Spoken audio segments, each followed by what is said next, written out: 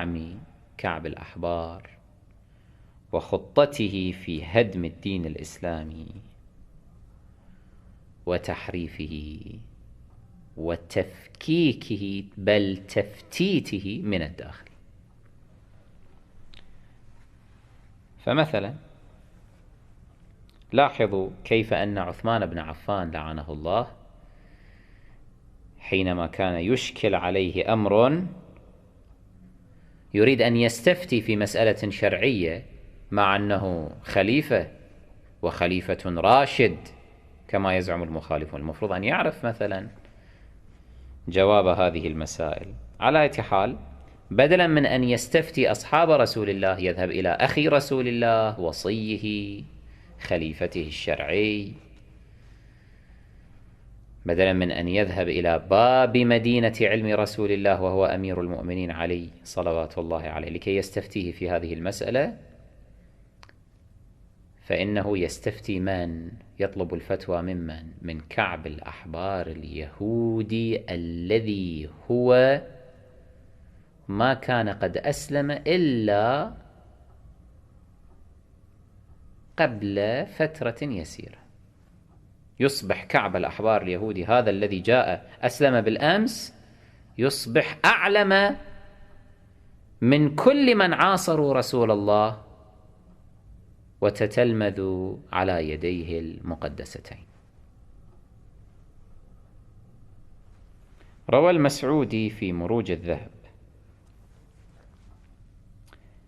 في الجزء الثاني في الصفحة 339 أن أبا ذر رضوان الله تعالى عليه حضر مجلس عثمان ذات يوم، فقال عثمان جالس في مجلسه وأبو ذر هم جالس، وهذا للعلم كان من أسباب نقمة أبي ذر رضوان الله تعالى عليه على عثمان، إنه كان يرى أن عثمان وعمر ومن قبلهم أبو بكر هؤلاء جاءوا بهؤلاء اليهود لكي يفسدوا الدين الإسلامي وأعطوهم المكانة الرفيعة. فقال عثمان: أترون بأسا أن نأخذ مالا من بيت مال المسلمين فننفق فيما ينوبنا من أمورنا ونعطيكموه؟ معلوم أن من أسباب ثورة المسلمين على عثمان بن عفان حتى قتلوه شر قتلة وبعثوا بروحه إلى جهنم أنه كان قد لعب بأموال المسلمين هو وقومه واتخذوا مال الله دولا يتداولونه بينهم، يتلاعبون في بيت مال المسلمين كما يشاءون. فيبدو أن هذه الرواية في بداية سنوات حكم عثمان بن عفان، فهو يريد إجازة من المسلمين في أن يأخذ مالا من بيت مال المسلمين فننفقه فيما ينوبنا من أمورنا، ننفق فيه على شؤوننا، وثم ما فضل من ذلك نعطيكموه، نرجع الباقي إليكم. هل ترون بأسا في ذلك؟ هل هنالك إشكال شرعا في ذلك؟ عثمان يقول هذا. فقال كعب الأحبار اليهودي هم جالس، أعطاه الفتوى، فقال كعب: لا بأس بذلك، لا بأس، حلال عليك، خذ الأموال انهب كما تشاء. فرفع أبو ذر العصا فدفع بها في صدر كعب. أخذ أبو ذر رضوان الله تعالى عليه، هذا البطل الذي كان يقدس القيام بوظيفة الأمر بالمعروف والنهي عن المنكر، لا يسكت أبدا على الباطل، أبدا لا يسكت، ولا يجعل الباطل يمر أمامه مرور الكرام، يتصدى فورا ولو فيها حياته. ولهذا دفع حياته ثمنا لذلك، ومات غريبا شهيدا رضوان الله تعالى عليه. أخذ عصاه وضرب بها صدر كعب الأحبار اليهودي، مع ما لذلك الرجل من مكانة وهيبة جعلتها له السلطة، وقال له: يا ابن اليهودي، ما أجرأك على القول في ديننا؟ أنت يا ابن اليهودي جاي تعلمنا ديننا؟ ما أجرأك على القول في ديننا حتى تفتي أنت عثمان بن عفان بأنه لا بأس وخذ أموال بيت مال المسلمين؟ أنت منو؟ فقال له عثمان لم يتحمل طبعا هذه الإهانة لعزيزه وقرة عينه كعب الأحبار اليهودي، فقال له عثمان: قال لي أبي ذر: ما أكثر أذاك لي، ايش قد تأذيني أنت؟ غيب وجهك عني فقد آذيتني. غيب وجهك. ومن هنا أمر عثمان لعنة الله عليه بنفي أبي ذر الغفاري رضوان الله تعالى عليه إلى خارج المدينة المنورة. نفاه أولا إلى الشام، ثم لما أفسد الشام عليه، لأنه لا يسكت على باطل عثمان وبني أمية، وإنما ينشر الإسلام الحق، ينشر التشيع، ينشر ولاية علي أمير المؤمنين، ولاية أهل البيت صلوات الله عليهم. وشيعة لبنان هؤلاء الذين ترونهم كلهم مدينون بالفضل لأبي ذر رضوان الله تعالى عليه، إذ كان قد شيعهم وأرشدهم إلى ولاية آل محمد صلوات الله عليهم. ولولا هذا الرجل لكان هؤلاء كسائر الناس مخدوعين مغيبين عن الحق، وإنما ثقافتهم تكون ثقافة يهودية بكرية.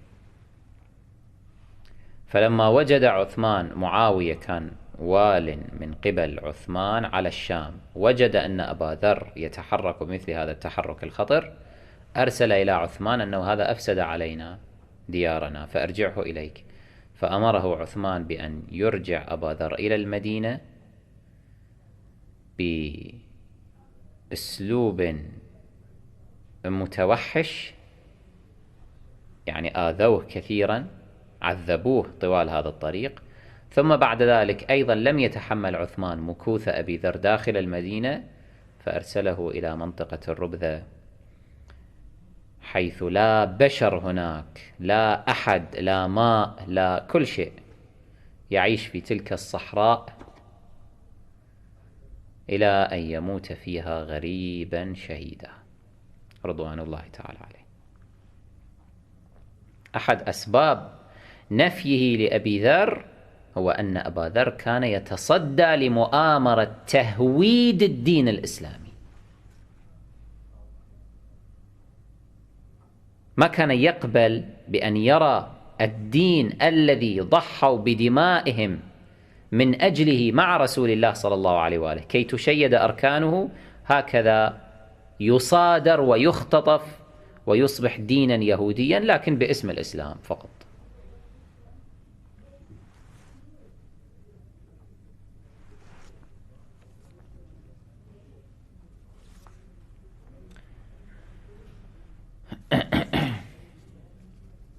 وكعب الأحبار أيضا كإشارة كان من جملة الممهدين لنيل معاوية بن أبي سفيان لعنة الله عليهما السلطة، مهد لقيام سلطة بني أمية ومعاوية وآل أبي سفيان، كما نستشعره من هذه الرواية التي يرويها الدارمي في سننه في الجزء الأول الصفحة 5. يقول: أن كعبا قال عن النبي صلى الله عليه وآله، يعني ينبئ المسلمين عما وجده في التوراة وأسفارهم اليهودية السابقة على حد زعمه عن صفة هذا النبي محمد بن عبد الله صلى الله عليه وآله.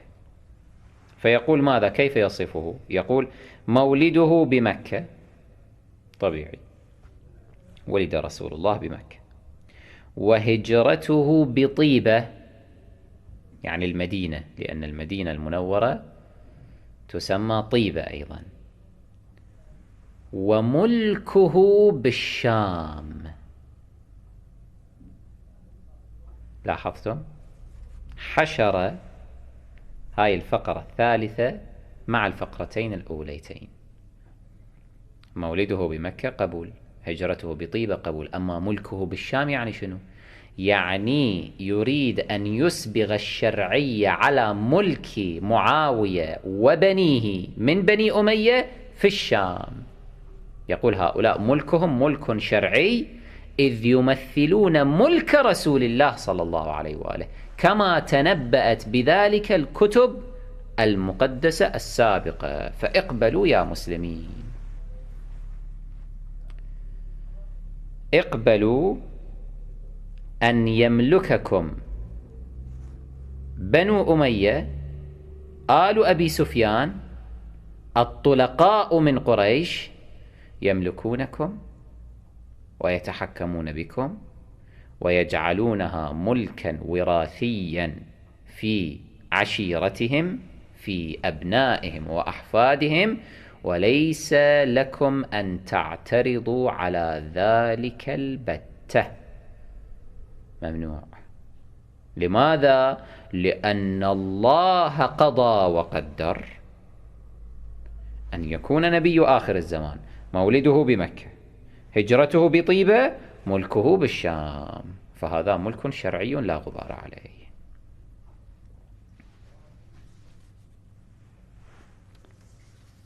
هذا هو كعب الأحبار.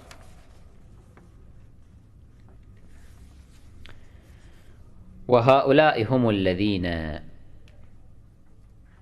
استقدموه أو استوردوه لكي يقوم بدوره في تزييف وتحريف، بل تهويد الدين الإسلامي. وكما ذكرنا في الحلقة الماضية أن كعبا اتخذ لنفسه جمعا من التلامذة، هؤلاء رباهم وعلمهم وشحن أذهانهم بأحاديثه وعقائده، وجعلهم يفشون هذه الأحاديث في الناس على أساس أنها أحاديث رسول الله صلى الله عليه وآله. ومن هنا نشأت هذه المشكلة الكبرى التي تسمى في علم الحديث حتى عند المخالفين بالأحاديث الإسرائيلية، يعني الأحاديث التي أخذت من بني إسرائيل واعتبرت فيما بعد جهلا أحاديث إسلامية نبوية.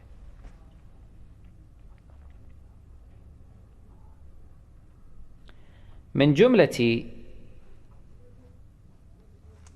تلك الأحاديث ما نجده في البخاري ومسلم ومسند أحمد وغيرها من مصادر الفرقة البكرية،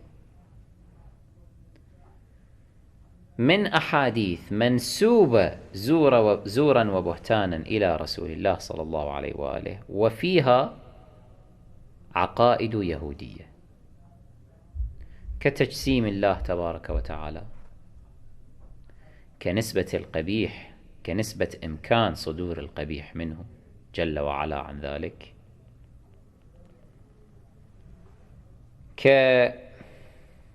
كتفضيل أنبياء بني إسرائيل كموسى ويونس عليهما السلام على نبينا صلى الله عليه وآله، لأنه ورد عندهم أنه لا تخيروني على موسى، لا تقولوا أنا أفضل من يونس بن متى، هذا موجود في صحاح القول.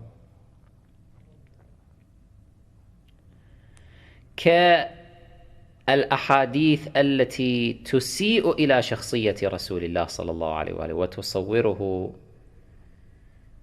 بصورة تبعث على الاشمئزاز، كأن تنسب إليه المخازي، ينسب إليه ما يخالف المروءة، إلى غيرها من أحاديث متنوعة وكثيرة، مرجعها إن فتشت وتدبرت كعب الأحبار وتلامذته كأبي هريرة وابن عباس والمغيرة بن شعبة وعبد الله بن عمرو بن العاص وأسلم مولى عمر بن الخطاب عبده، هؤلاء معاوية، هؤلاء كانوا تلامذة مخلصين لأستاذهم وسيدهم كعب الأحبار، وهدف الجميع تهويد الدين الإسلامي. والمشرف على كل هذه المؤامرة والخطة الجهنمية، يعني التي تدفع الناس إلى جهنم، عمر بن الخطاب وعثمان بن عفان من بعده ومعاوية بن أبي سفيان من بعدهما، وهكذا. نبدأ بإلقاء بعض الضوء على شيء من هذه التعاليم والأفكار اليهودية التي دسها كعب الأحبار لعنة الله عليه في التراث الإسلامي وفي العقيدة الإسلامية.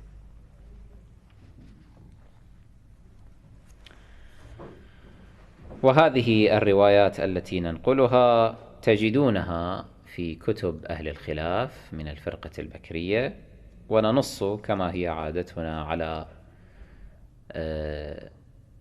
المصادر بالجزء والصفحة.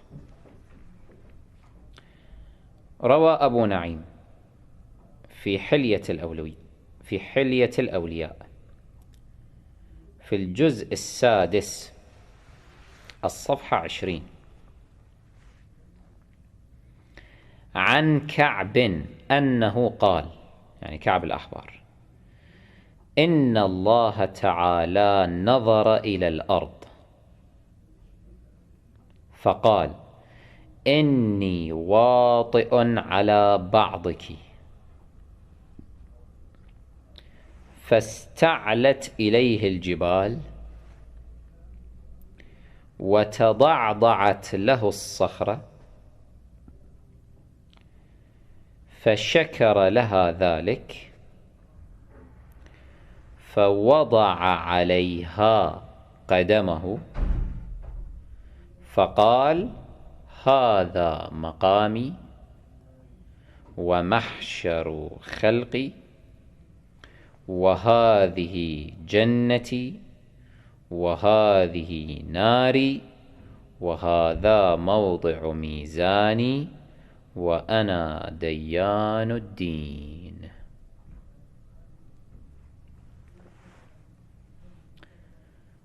انظروا ها هنا إلى معنى هذا الحديث الذي وضعه كعب،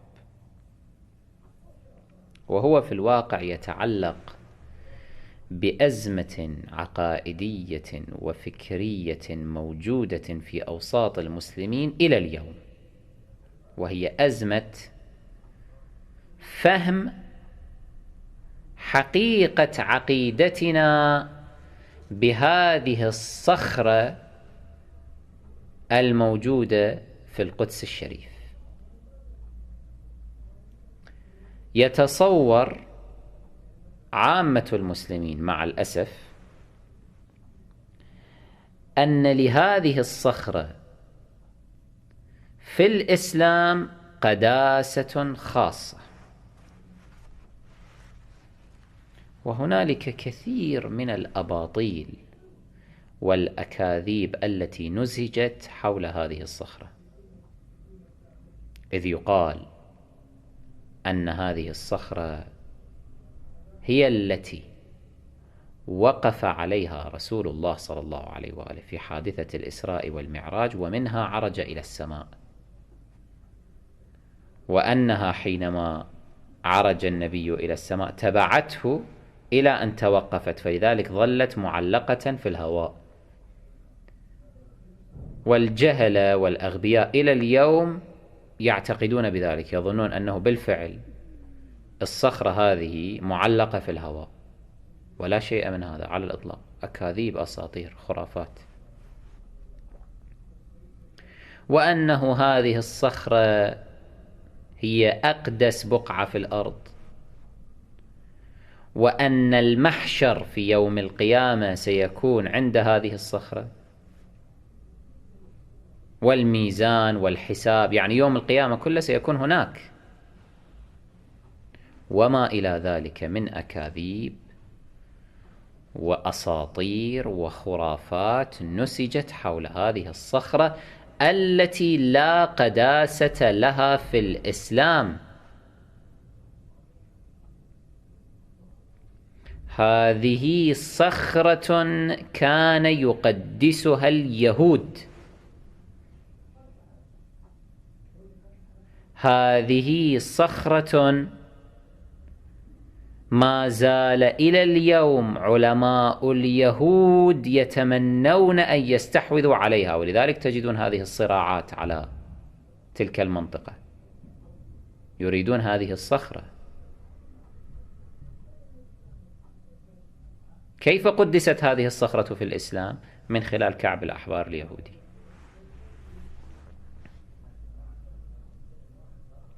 كعب الأحبار وضع هذا الأحاديث وأحاديث كثيرة تقدس هذه الصخرة وتجعل لها مكانة خاصة.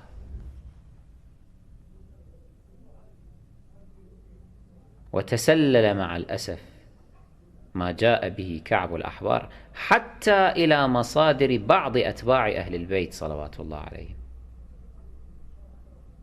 وإن كان بأخف كثيرا مما جاء عند المخالفين.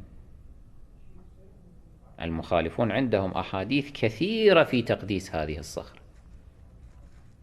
نحن الحمد لله ليس عندنا من الأحاديث التي تقدس هذه الصخرة أي حديث صحيح النسبة إلى أهل البيت صلوات الله عليهم، بل حتى ما عندنا لا يكاد يتجاوز الأمر المنقول والشائع هكذا، يعني بلا مصدر على ما يبدو. ونحن نتوقف في ذلك، ولعله نتعرض له في دروس الحوزة كثيرا، أنه تذكر هذه المسألة، يعني أنه اليمين